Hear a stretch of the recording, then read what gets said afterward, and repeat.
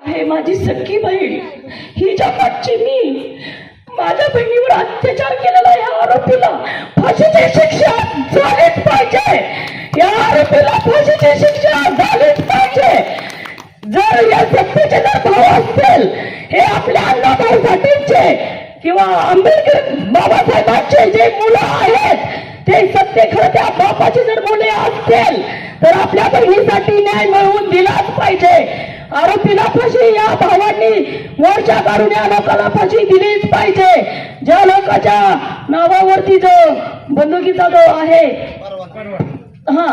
त्या आरोपीलाही अटक केलीच पाहिजे. माझ्या बहिणीवर अत्याचार केलेला आहे या लोकांनी. माझ्या बहिणीला तळतळून मारलेला या माणसांनी. मुंगीला मारायची परवानगी नाही, पण माझ्या बहिणीचा तळतळ झालेला आहे.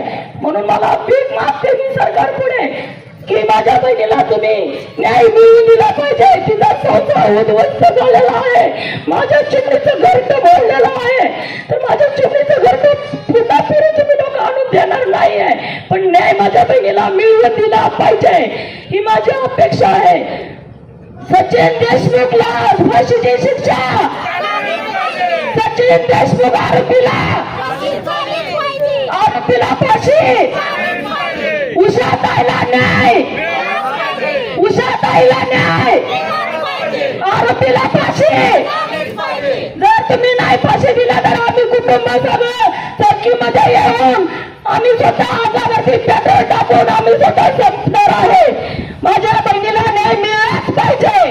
आरोपीला फाशी झालीच पाहिजे. जय लहूजी, जय आंबेडकर बाबा.